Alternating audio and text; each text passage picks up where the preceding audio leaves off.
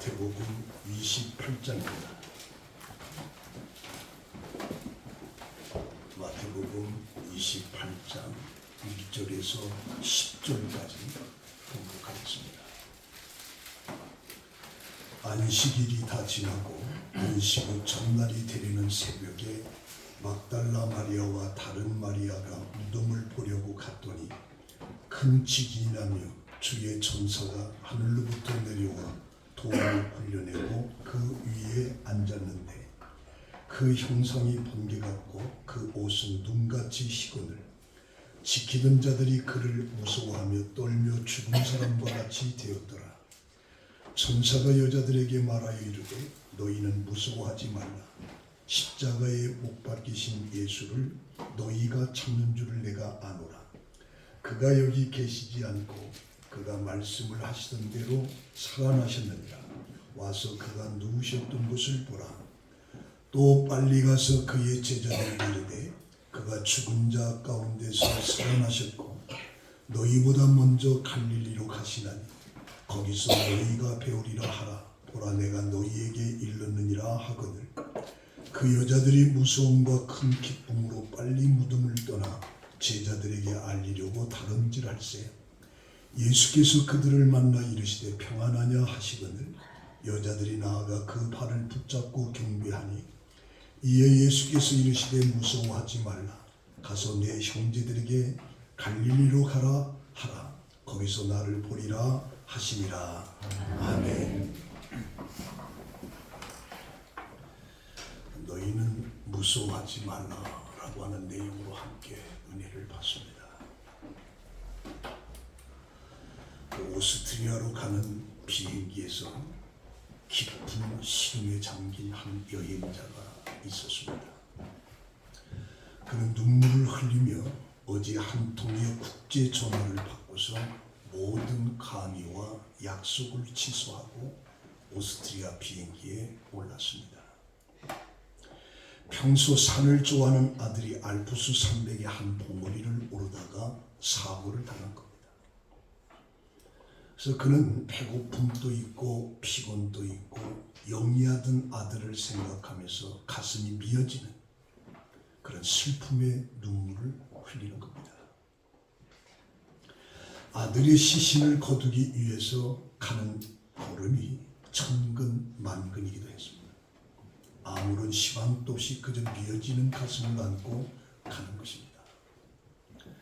그는 예일대학 신학과 철학을 가르치는 명성이 세계적인 학자였습니다. 죽음을 설명하는 어떤 철학적인 논리나 학문적인 명제들도 그를 이루어하지 못했습니다. 25살 먹은 사랑하는 아들을 잃어버린 그 슬픔을 그 무엇으로도 이루어받을 수가 없었습니다. 예일대학의 니콜라스 월터 스트로프 박사는 아들을 잃고 난 이후에 그의 슬픔을 담아 조그만 책을 펴냈는데 아들을 위한 애가라고 하는 책입니다. 그 내용을 보면 내 아들 에릭이 뉴헤븐에 눈 내리는 날 저녁에 태어나 카이저 게미르거라고 하는 눈 쌓인 봉우리에서 25살 젊은 나이로 죽었다.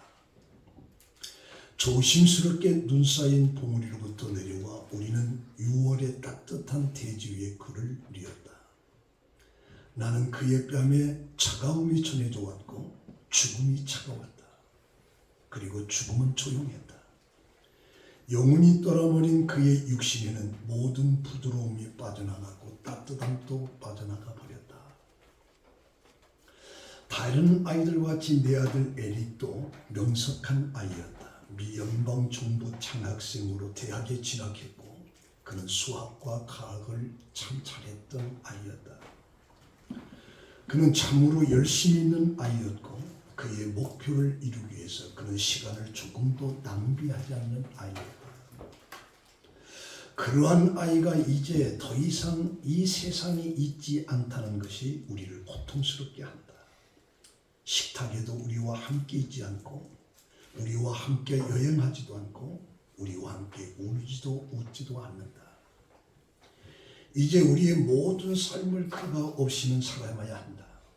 오직 우리는 눈을 감게 될 때에만 그의 죽음이 가져다주는 고통으로부터 벗어날 수 있을 것이다. 단 한 번, 발 한 번 잘못 디딘 것이 이제 더 이상 이 땅에 있지 않는 존재가 되고 만 것이다. 따뜻한 6월 어느 날 아들을 묻을 때 나는 내 자신을 묻었다. 내 아들이 묻힐 때 거기 묻힌 것은 아들이 아니라 나 자신이었다. 고별 찬송을 부르고 시편 말씀이 읽어지고 그리고 하간 예배가 드려진 후에 모두 그곳을 떠났을 때 그곳에 남은 것은 나 자신이었다. 아들이 가버린 이후 이제 세상은 완전히 달라졌다. 핑크색은 보라색으로 바뀌었고 노란색은 갈색으로 바뀌었다. 파란 하늘은 잿빛 하늘이 되고 말았다. 이제 세상은 더 이상 나에게 아름답게 보이지가 않았다. 그래서 이 책은 자식을 잃어버린 아버지의 진한 슬픔이 아주 생생하게 표현되어 있는 책입니다. 아들의 죽음은 그에게 웃음을 빼앗아 버렸고 그와 그의 가족의 모든 것을 바꾸어 버렸다라고 말합니다. 이런 견딜 수 없는 진한 슬픔을 이길 수 있었던 것은 세상의 위로가 아니었고 사람의 말이 아니었다. 그가 위로받을 수 있었던 것은 아들을 십자가에 내놓았던 하나님 아버지의 마음을 그가 느끼게 되었을 때다. 이 상처투성인 성자 아들 예수를 바라보시는 하나님의 모습 속에서 나는 위로를 받았다라고 이야기합니다. 나를 위해 독생자를 내놓으시고 십자가에 달리게 하셨을 때 하나님의 마음이 이러했구나. 하나님의 사랑을 새롭게 느끼면서 그는 비로소 위로가 되고 모진 슬픔을 이길 수 있었던 것이 바로 부활의 신앙이었다. 하나님은 그에게 말씀하시고 내가 이미 죽은 자를 일으켰으며 죽은 자로부터 나의 독생자 예수를 일으켰던 것을 기억하라. 나의 아들 예수를 죽음에서 부활시켰다면 너의 아들도 그렇게 할 수 있지 않겠느냐. 그때서 이 아버지는 에릭을 보낼 수가 있었다. 그래서 에릭 안녕, 에릭 안녕, 우리 다시 만날 때까지 안녕. 그래서 아들의 죽음으로부터 자유를 얻었다라고 하는 그런 내용입니다. 미국 스탠포드 대학은 우리나라의 그 서울대라든가 연대, 고대와 같은 명문대학입니다. 그런데 그 스탠포드 대학을 설립한 사람이 바로 스탠포드입니다. 그 스탠포드 대학을 설립한 동기가 있었는데 그 스탠포드는 부자였습니다. 이 캘리포니아 출신 상원 의원이었는데 그런데 갑자기 그의 외아들이 죽은 겁니다. 잘생기고 수재였던 외아들이었는데 극도의 슬픔에 잠긴 아버지는 장례식에서 말을 잃어버렸습니다. 그 슬픔 속에서 잠을 자지 못하고 있는데 그날 밤에 꿈이 아들이 생생한 모습이 보여진 겁니다. 그래서 아버지, 저는 부활하신 예수님 곁에 서 있습니다. 저 대신 청년들을 도와주십시오. 그 꿈속에 아들이 나타난 거죠. 그래서 스탠포드는 이 환상을 보고 인생관이 확 바꿔지고 말았습니다. 예수님도 살아계시고 내 아들도 살아있다라고 하는 믿음이 생긴 거예요. 그래서 아들의 소원을 들어주기로 해서 그는 청년 교육에 전력을 다하기로 결심하고 그의 거액인 2천만 달러, 그때 하나로 200억입니다. 그 200억 원을 바쳐서 오늘의 명문인 스탠포드 대학을 설립했어요. 그리고 어려운 학생들을 돕는 일에 전력을 기울이고 그가 죽을 때 이런 유서를 하나 남겼는데 나의 재산에 10원짜리 동전 하나 남기지 말고 청년 교육에 사용하라. 그게 그의 유언이었어요. 이 부활신앙이라고 하는 것은 우리의 모든 슬픔을 이기게 하는 힘이 있습니다. 부활신앙은 고통스러운 삶 속에서도 하나님을 발견하게 됩니다. 그리고 도우심의 손길을 만나게 되는 겁니다. 부활은 믿어도 되고 믿지 않아도 되는 것이 아니에요. 우리 그리스도인들에게는 절대적으로 필요한 것이고, 이런 부활신앙을 여러분들이 마음속에서부터 차고 넘치기를 예수의 이름으로 축원합니다. 오늘 본문의 안식일이 지나고 나서 안식 후 첫날 되려는 새벽에 막달라 마리아와 다른 마리아가 무덤을 보려고 간 겁니다. 예수님이 십자가에 죽으신 후에 막달라 마리아는 슬픔을 견딜 수 없었습니다. 사랑하던 주님이 그렇게 비참하게 죽으신 것을 생각하면 가슴이 아파서 잠을 잘 수가 없습니다. 음식이 목에 넘어가지가 않습니다. 그래서 안식일이 지나기를 기다리다가 안식 후 첫날 새벽에 무덤을 찾아가는 그 막달라 마리아. 사실 그녀는 무덤을 찾아가지만 소망은 전혀 없습니다. 그저 비참하게 돌아가신 주님께 준비한 향유를 바르기 위해서 무덤을 찾아간 겁니다. 새벽에 무덤을 찾아가는 막달라 마리아, 예수님의 시신이라도 뵙고 싶었던 마리아의 마음을 주님이 아시고 최초의 죽음을 이기고 부활하신 모습을 예수님은 가장 먼저 막달라 마리아에게 보여준 것입니다. 사실 그때는 제자들도 있었습니다. 모친도 있었습니다. 형제도 있었습니다. 그러나 예수님은 그 막달라 마리아에게 부활의 모습을 제일 처음 보여주시고 내가 다시 살아났다라고 하는 이 사실을 제자들에게 전하라. 사실 새벽에 무덤을 찾아가는 그 열정은 누구하고도 비교할 수 없었어요. 무덤을 찾아간다라고 하는 것은 엄청난 불이익을 당할 수도 있습니다. 그러나 죽음은 죽으리라고 하는 그 순교의 정신으로 예수의 시신이라도 한번 보기 위해서 무덤을 찾아간 것이 바로 막달라 마리아입니다. 그러나 무덤을 찾아가는 이 막달라 마리아를 보면서 한 가지 안타까운 것이 있었는데 그게 뭐냐? 부활신앙이 없었습니다. 부활을 믿었기에 무덤을 찾아간 것이 아니에요. 부활하신 주님을 만나기 위해서 가는 길이 아니에요.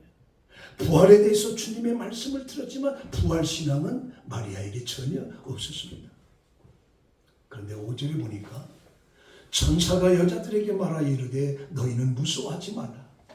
십자가에 못 박히신 예수를 너희가 찾는 줄을 내가 아노라. 그가 여기 계시지 않고 그가 말씀하신 대로 살아나셨느니라. 와서 그 누우셨던 것을 보라. 천사가 그가 살아나셨다.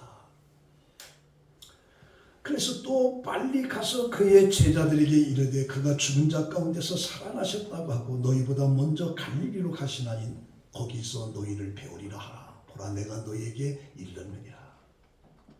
여기서 죽으신 하나님의 아들 예수가 살아나셨다. 부활하셨다. 이 사실을 전하라고 막달라 마리아에게 말하고 있는 겁니다. 십자가는 우리에게 구원과 감격과 하나님의 사랑에 대한 감격을 가져다 줍니다. 그러나 예수가 다시 살아났다라고 하는 부활이 없다고 하면 그것은 완성된 것이 아닙니다. 부활은 복음의 절정입니다. 왜냐하면 주님이 다시 살아나심으로 죽음의 권세를 이기고 사단의 권세를 깨뜨리고 승리하셨기 때문에.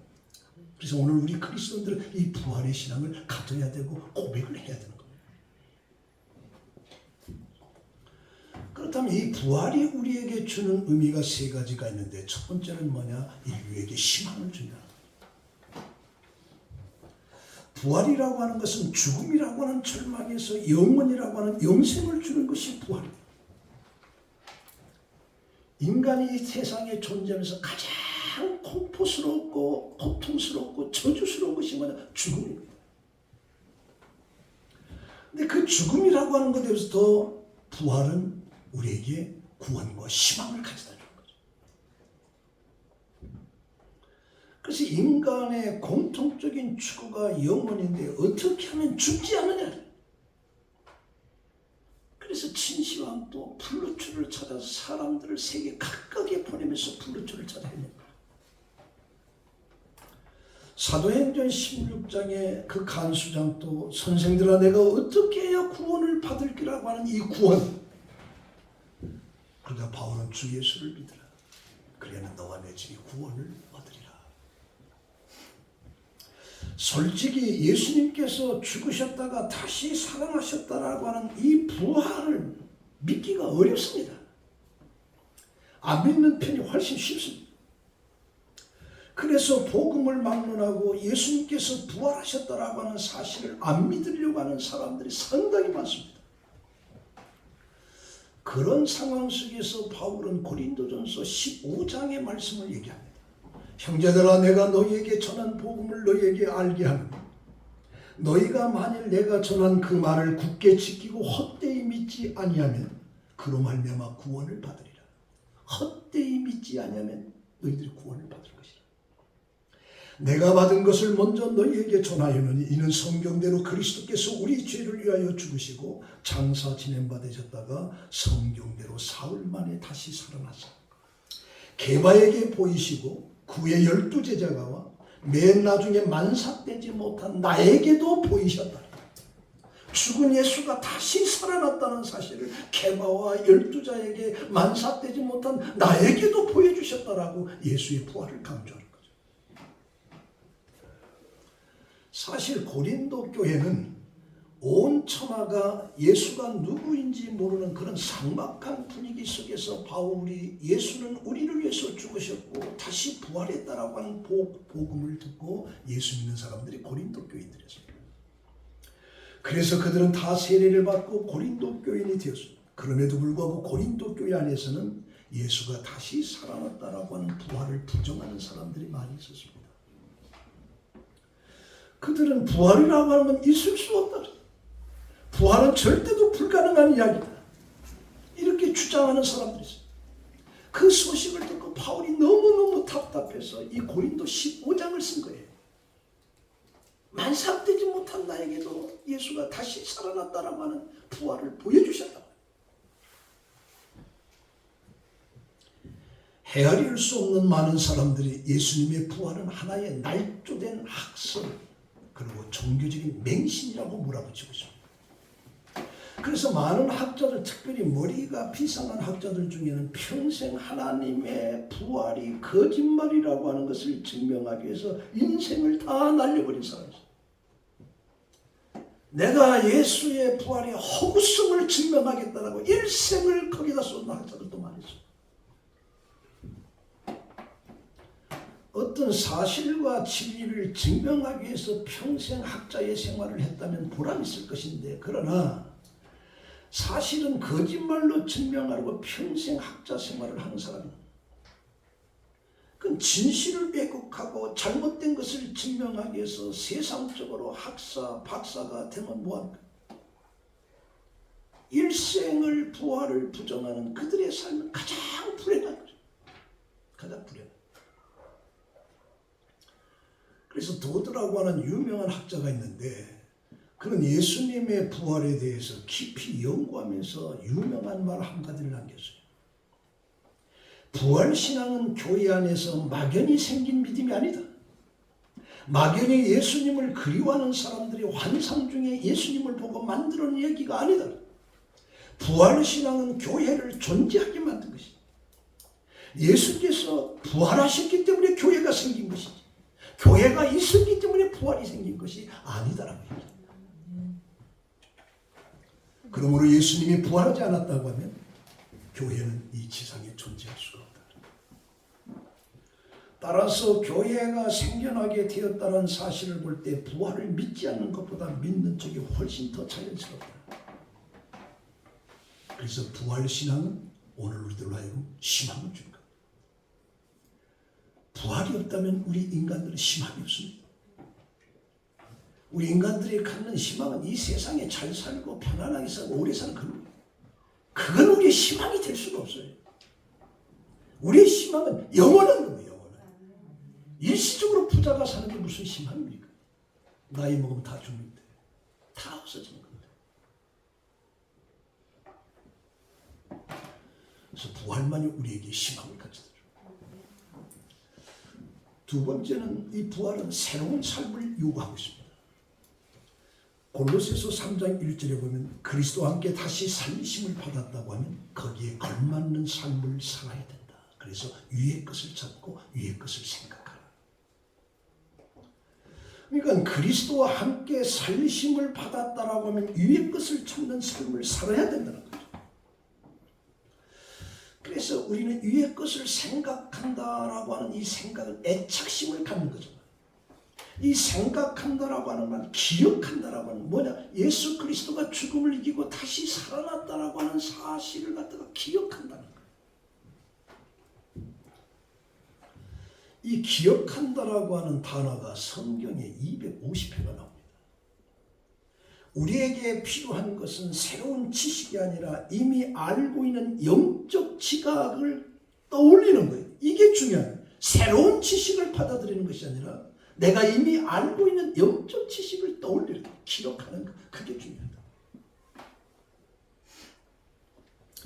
그래서 요한복음 14장 26절에 보면 보혜사 곧 아버지께서 내 이름으로 보내실 성령 그가 너희에게 모든 것을 가르치고 내가 너희에게 말한 모든 것을 생각나게 한다. 생각나게.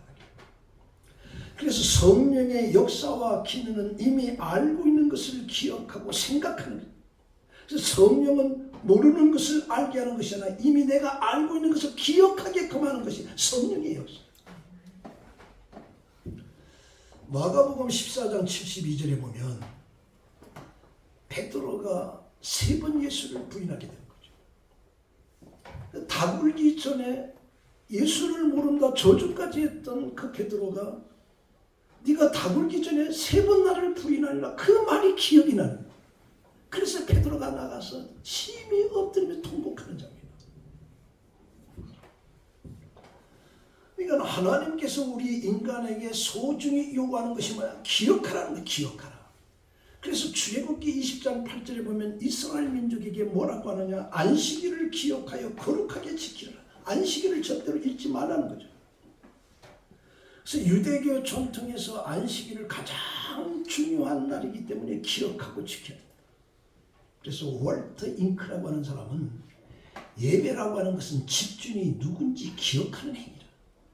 예배는 집주인이 누군지, 우주의 주관자가 누군지 기억하는 거라.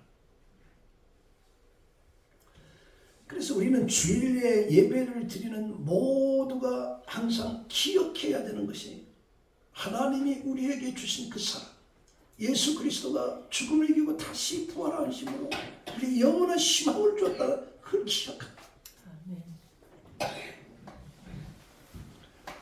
미국 어느 대학에 연구에 따르면 보통 사람은 상대방의 말이 끝나자마자 그 말이 50%를 잊어버린다고 그래요. 시간이 지날수록 기억하는 양이 점점 줄어들면서 하루가 지나면 대부분 25%는 다 잊어버립니다. 그리고 25%만 남는 거예요. 우리가 기억이 좋다고 해도 기억은 이와 같은 거죠. 교육 효과에서 보면 환자는 의사의 말을 70% 기억한다고 합니다. 그리고 학생은 선생의 말을 50% 기억합니다. 그런데 시장에서 만난 사람과 대화는 0.5%밖에 기억을 안 합니다.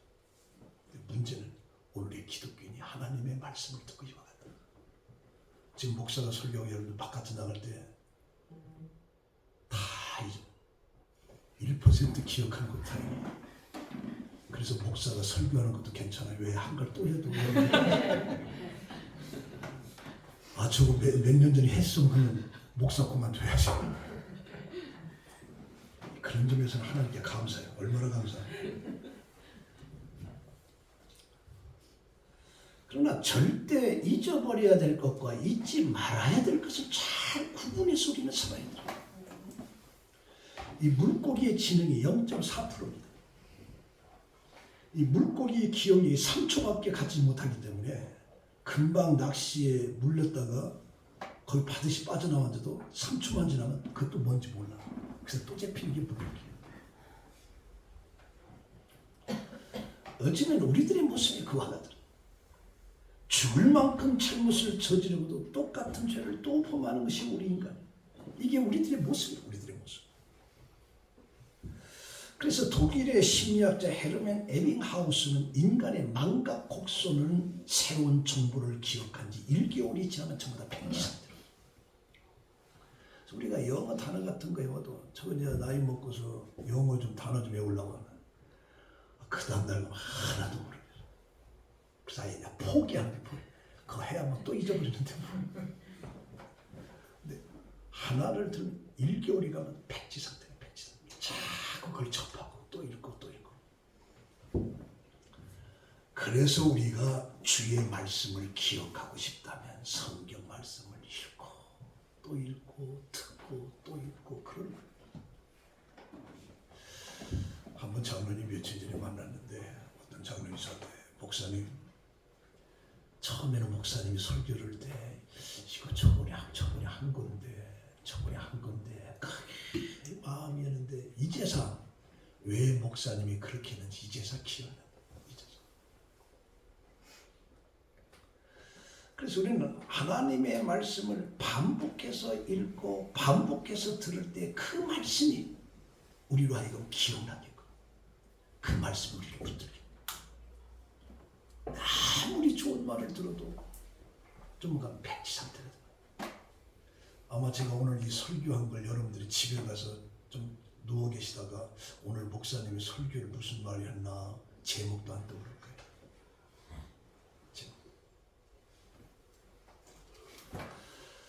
그러나 중요한 것은 뭐냐? 하나님은 실현하지 아니하신다. 불가능의 약속은 없다. 그래서 민수기 23장 19절에 보면 하나님은 사람이 아니시니 거짓말을 하지 않으시고 인생이 아니시니 후회가 없으시다. 어찌 그 말씀하신 말을 행하지 않으시며 하신 말씀을 실행하지 않겠느냐. 그럼 이 말씀을 보면서 중요한 것이 뭐냐? 하나님은 예수의 부활을 약속하신 것뿐이 아니라 우리들의 부활도 약속했다. 그래서 예수님의 부활에 약속이 이루어졌다라고 하면 우리의 부활도 확실하게 이루어진다라고. 왜? 하나님 실수가 없어요. 그래서 데살로니가전서 4장 14절에 우리가 예수께서 죽으셨다가 다시 살아나심을 믿을진대 이와 같이 예수 안에서 사는 자들도 하나님이 함께 데리고 오시리라. 우리가 주의 말씀으로 너희에게 이것을 전하노라. 주께서 강림하실 때 우리 살아남은 자도 사는 자보다 결단코 앞서지 못하리라. 천사의 호령과 천사자의 소리로 나팔 소리로 치니 하늘로부터 강림하시니 그리스도 안에서 죽은 자들이 먼저 일어나고 후에 남은 자들도 그들과 함께 구름 속으로 끌어올려 공중에서 주를 영접하게 하시니 그리하여 우리가 항상 주와 함께 있으리라. 그리고 세 번째는 부활은 사명을 가지게끔 합니다. 이 부활의 신앙을 가졌을 때 내가 왜 살아야 되는가라고 하는 이 목적을 갖게 되는 거죠. 여자들이 무덤에서 천사가 예수는 살아나셨다라고 하는 말씀을 들었고 그리고 천사가 뭐라고 하냐? 와서 보라 가서 말하라 4개의 명령을 전해주고 있습니다. 6절에 보니까 오라는 초청을 받는 여인. 사실 그 새벽에 무덤을 찾아간다라고 하는 거, 그리고 그게 빌라도의 인이 딱 지켜있다라고 하는 거, 군인들이 그걸 지킨다라고 하는 거, 예수가 죽었는데 예수를 따르는 추종자들에게 어떤 피해가 오지는 않을까, 각가지 여러 가지 이유들이 있었는데도 불구하고 이 여인은 그 무덤을 찾아간 것처럼 오늘 우리들도 오라는 거예요. 오라. 그렇지 우리는 가는. 또 하나는 보라는 겁니다. 무덤 안에서 무엇을 보라는 거냐? 빈 무덤을 보라는 것이죠. 무덤까지 내려간 예수가 다시 살아나셨다라고 하는 보라는 거죠. 보라는 거. 그 주님이 부활하시고 그것의 빈자리를 보라는 거죠. 그리고 세 번째는 빨리 가라. 꾸물거리지 말고 가라. 왜? 제자들에게 가서 부활을 증거라.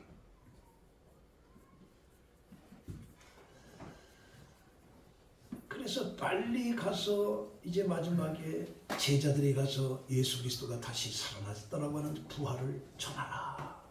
이게 이제 막달라 마리아에게 주어진 하나의 사명이고 오늘 우리들도 마찬가지예요. 우리들도. 그래서 우리는 이 그리스도인들 중에 많은 사람들이 신앙생활을 하면서 이 부활이라고 하는 것을 건성으로 듣는 사람들이 많아요. 이 부활을 그냥 소문 정도로. 그 부활을 믿으라고 하면 그게 뭐지? 그래서 예수가 그럼 어땠다는 거냐? 나하고는 전혀 상관이 없는 것처럼 부활을 생각해요. 이것이 오늘 우리들의 현실이고 슬픔과 비극이라는 거죠. 그래서 마가복음 16장 9절에 부활하신 주님을 만난 사명을 받은 막달라 마리아 증언이 살아나셨다. 예수가 살아나는 걸 최초에 봤어요. 그리고 제자들이 가서 전하라. 그래서 막달라 마리아는 제자들 가서 전했어요. 내가 새벽에 무덤에 찾아갔는데 예수의 빈 무덤이고 예수가 다시 살아나셔서 나에게 평안이 있을지어다 말을 했다라고 하는 걸 전하니까 안 믿는 거예요. 부활을 전했는데도 안 믿는 거예요. 마가복음 16장 11절에 엠마오의 두 제자들이 실망 속에 고향으로 내려가다 예수를 만났습니다. 예수를 만난 순간에 그 순간 바로 예루살렘으로 올라가서 사도들에게 예수를 만났다 길에 써있는데도 그 제자들은 믿지 않습니다.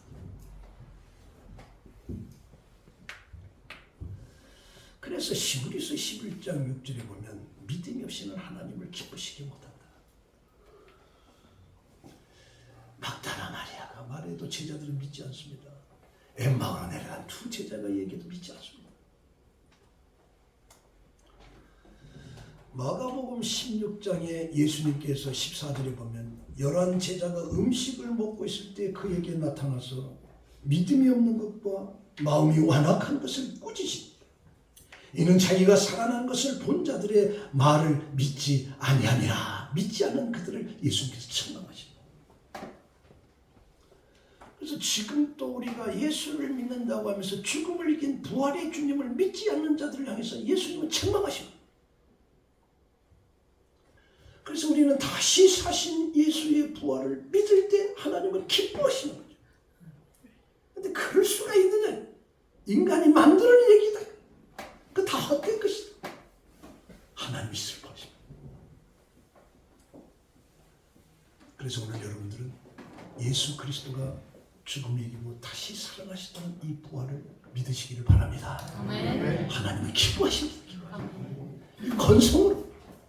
그래서 어쨌다는 게 나하고는 아무 상관. 그래서 예수가 다시 그래서 나하고 무슨 상관이냐? 하나님이 슬퍼하십니다. 그래서 부활의 신앙을 가지고 하나님을 기쁘시라. 부활해 주는 그 힘을 여러분들의 삶 속에 넘치기를 예수의 이름으로 축원합니다. 아멘. 기도하겠습니다. 할렐루야. 사망 권세를 깨뜨리시고 죽은 지 사흘 만에 부활하신 예수님을 찬양합니다. 부활의 주여 영광을 받으소서. 부활주일에 감격을 안고 예배를 드리는 주님의 자녀들을 기억하시고 크신 은혜와 사랑을 누려 주옵소서. 이 시간 우리의 심령에 남아있는 어둡고 고통스러운 사망의 그늘을 걷어내 주시고 부활의 산소망이 넘쳐나게 하옵소서. 우리의 입술을 열어 부활의 기쁨을 노래하며 그 소식을 만방에 전하게 하옵소서. 하나님, 우리 마음 깊은 데서부터 부활의 주님을 기뻐합니다. 부활의 주님을 사랑합니다. 부활의 주님을 통해서 영원한 소망을 갖기를 원합니다. 예수님의 이름으로 기도합니다. 아멘.